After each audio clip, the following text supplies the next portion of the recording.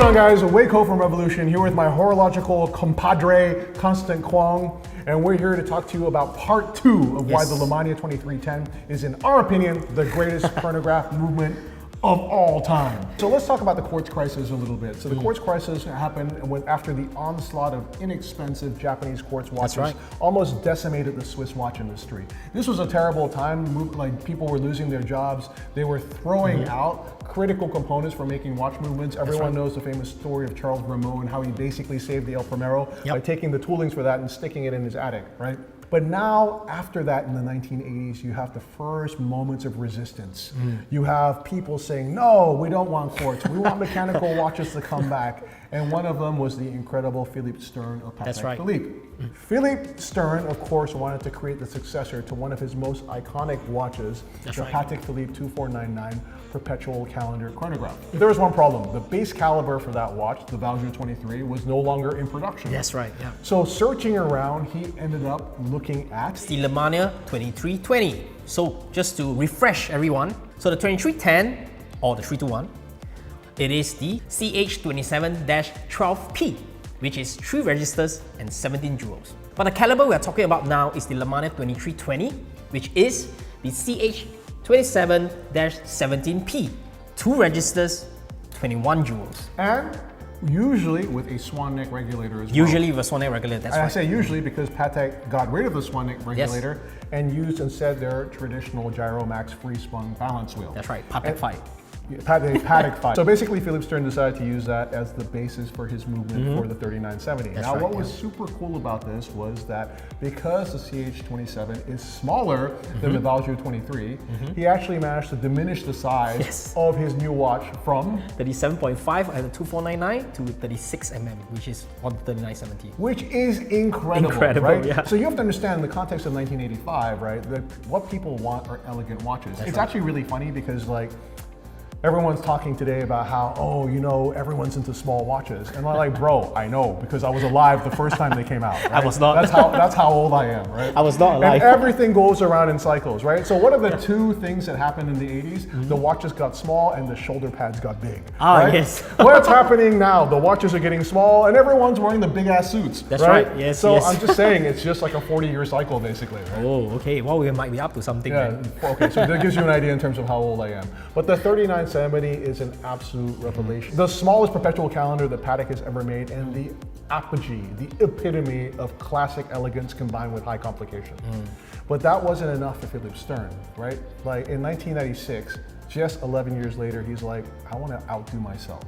And he decided to make a split-second version of his perpetual calendar chronograph using the same movement, the CH27-70, as his base. Yes, that's right. I can actually reiterate, it's actually the CHR27-70Q, which is the base, the movement for the 5004. For the legendary 5004. That's right, yes. Which has got to be, would you say? Oh my God, it's my favorite. It's one of the dopest watches. It's one of my favorite watches of all time, really. It's one of those watches that sometimes everyone is like, what if I just sold all of my watches and I just bought one watch?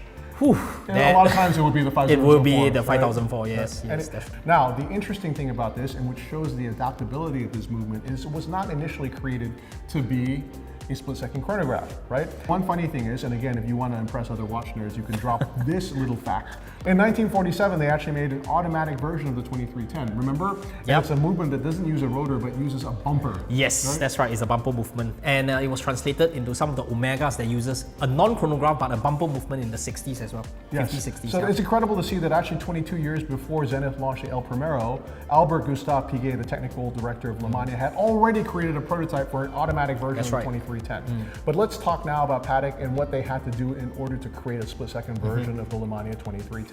Yes. Basically, what the concern was with when you activate the split-second brake, you create rattrapant drag on the movement, which means that the balance wheel has to overcome all these additional things that are creating load on the watch. So the brilliant people at Patek Philippe created something called an isolator, right?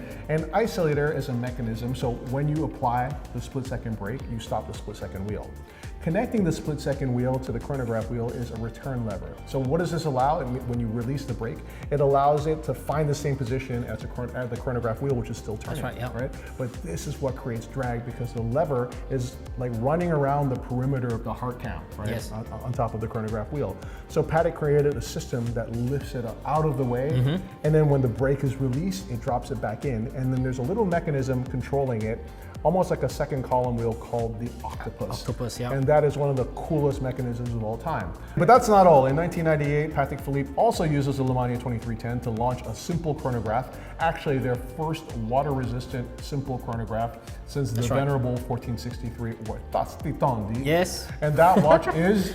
It is the 5070. And it is also the biggest chronograph that Patek did at that time in 42 mm. I mean, actually, even in the context of today, the size is nuts. Yeah, it's nuts. 1998 is even worse. Yeah, it's crazy. And you know, you wonder like why do they make this watch so big? Well, you know, when we asked Philip Stern or Thierry Stern, it's like they were inspired by this aviation chronograph in their museum, and they just decided to go for it. But the question was, of course, can that movement, which is 27 mm in terms of diameter, actually create a balanced chronograph that's 42 mm in terms of diameter? And the magic in this design process is they put these massive scales on the perimeter of the dial to create balance so that the two subdials don't feel like they're too close to the center. Gotta give it to them, man. They are the masters of really elegant design. But I almost forgot to talk about my own personal favorite watch, and it's also the watch that I own. And this was a watch that was created in 2010. And this is the successor to the 3970, and that is the incredible Patek Philippe 5970. That's right. And that is this watch right here.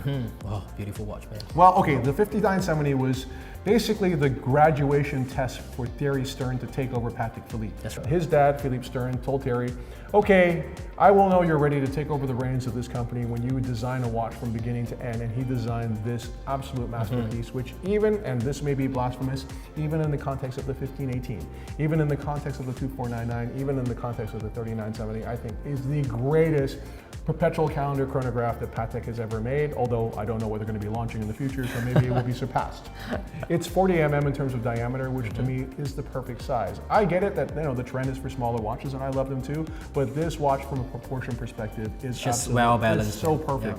And the other thing is, incidentally, and this is the irony, the day in which you can afford to buy a perpetual calendar is the day you will never be able to read a perpetual calendar. That's right. And I need a bigger dial because I'm old as hell, and I need to be able to actually see what's going on. Honestly, even with this, I can't see anything, you know. But the watch looks great. It's great. I mean, I love this watch. I mean, it's not just you, you know.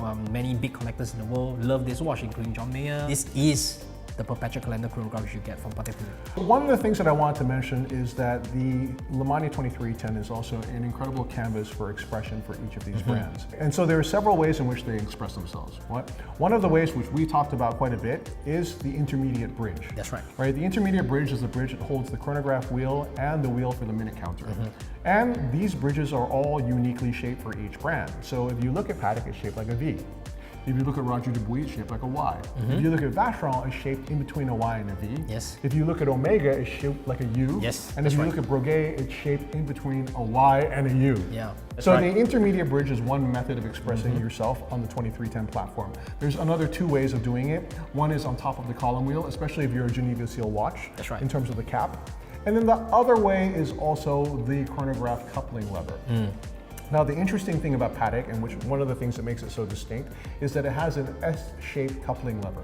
And why does it have an S-shaped coupling lever? It's so that when the chronograph drive wheel interacts with the chronograph wheel, it doesn't do it in a straight-on way, but it does it in a way where it comes around and follows the angle of the movement of the chronograph wheel. All of these watches in front of us are made the base of the 2320, right? One thing I gotta say about Patek version of the 2320 is that it is unlike any other. I mean, to be honest, it is really unlike any other. It sets this movement away from all of its competitors. I like to think that every brand can express themselves in a different way. We talked about Patek Philippe, but let's talk about another brand in the so-called Swiss holy trinity of watchmaking. That is Vacheron Constantin. Yeah, that's right. Hey, you like your name. Constant Kwong, that would be your French name. Yeah, but I don't own Vacheron.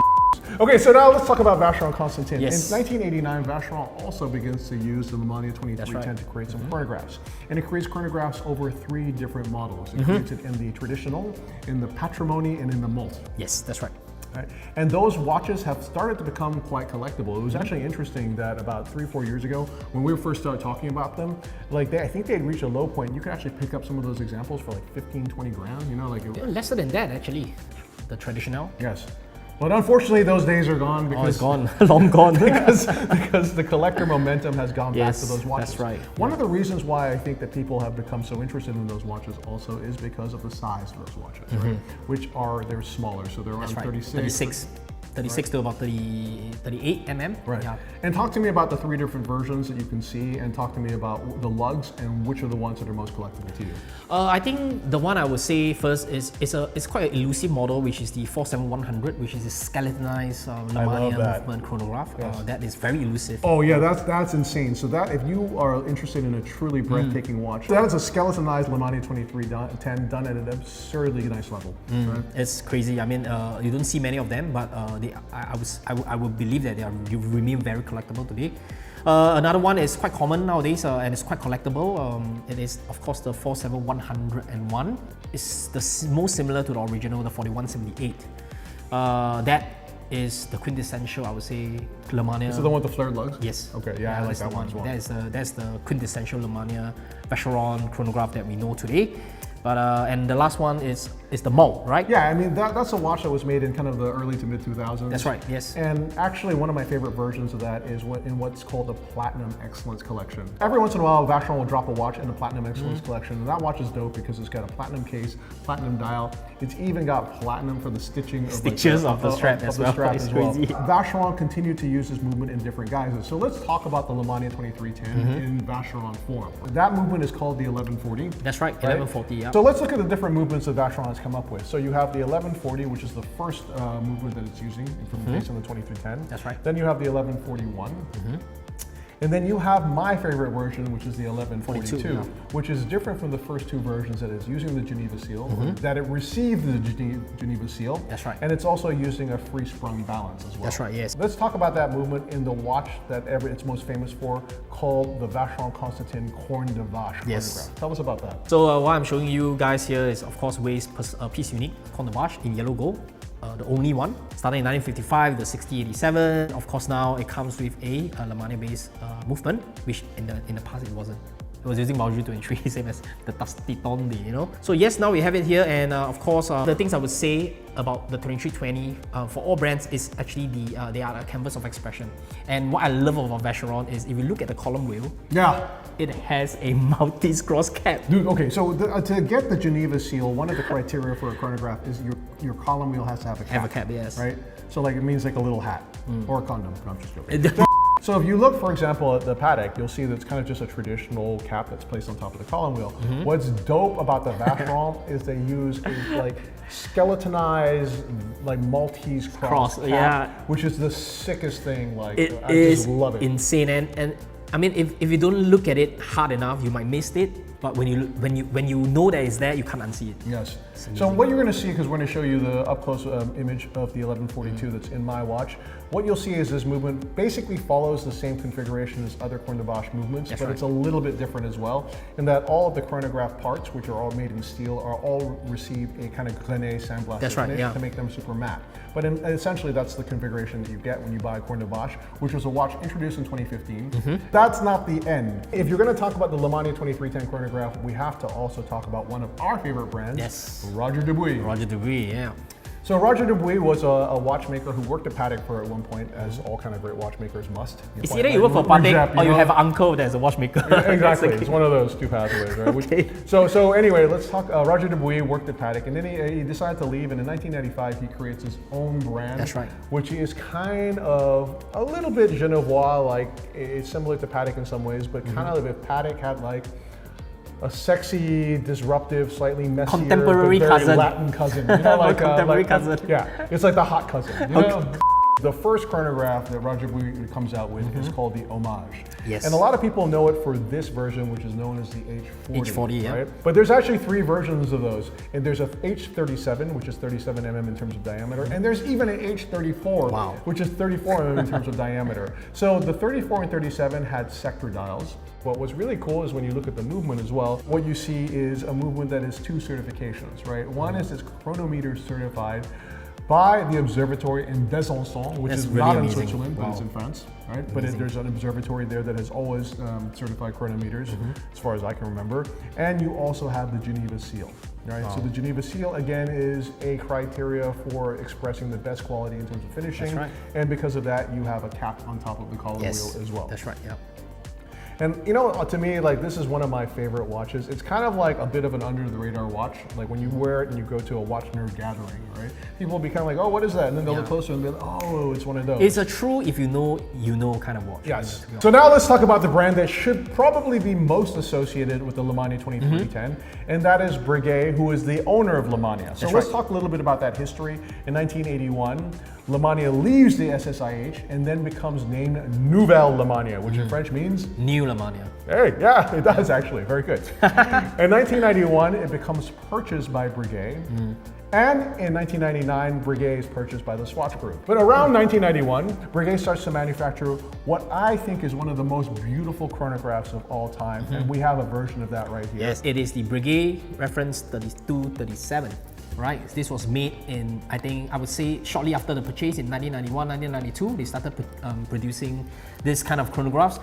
Amazing size at 36 mm, more or less most of them in precious metal. And look at just that combination and the aesthetic of the dial. It's just so simple, beautiful. Dude, this watch is machine. so nice. Like, It's it very makes nice, me yeah. want to cry. It's insane. Dude, so I would say that it has all of the kind of wonderful hallmarks of Amazing, what yeah, we yeah, love yeah. about Breguet, right? Which is, you know, the coin edge for the case band. That's right, You have the guilloche. guilloche à main dial, right? Which means the dial is actually gold. Yes, that's and right. has been had guilloche applied the old-fashioned way with a rose engine machine.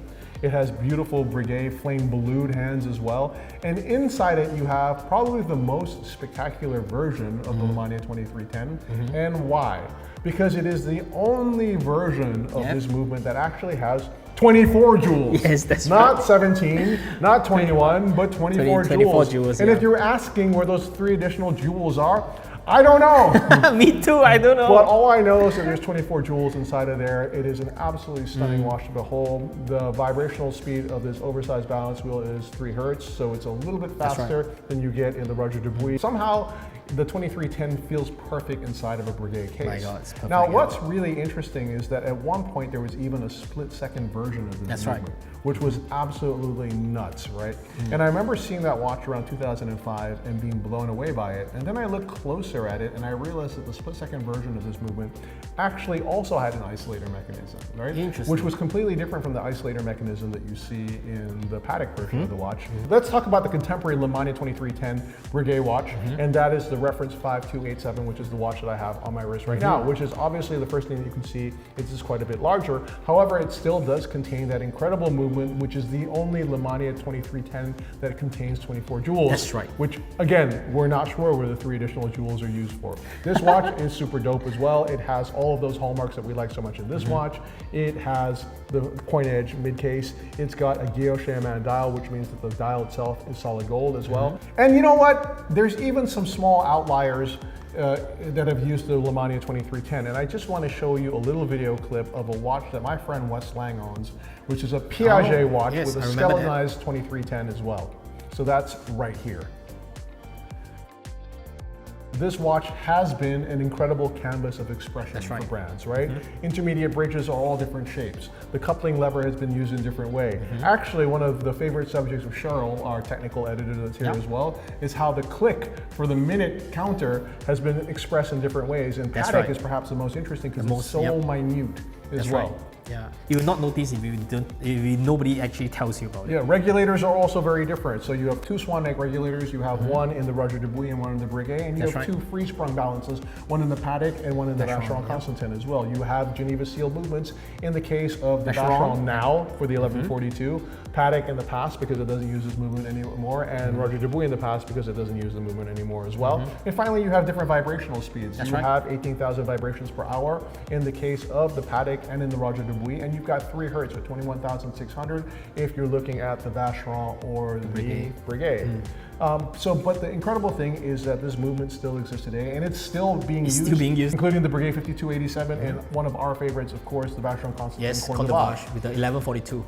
So this is the first of these kind of reference article videos that we're going to do because we really feel there's a need on YouTube or in the watch space right now to give you real information. That's right. A lot of the videos that you see are kind of opinion based, and a lot of times you'll see someone saying, "Oh, I love it," or "I hate it," or "This is terrible," or "This is great," but it's only based on their personal opinion. That's right. Yeah. What we want to do is try to bring some, watch knowledge, some watch education, and That's some right. true horological passion into this space, and that's why we've created this video. So thank you guys so much for tuning in. We really appreciate your time, energy, and viewership, and we also enjoyed doing this video for you, so thank you. Thank you very much, guys. Peace.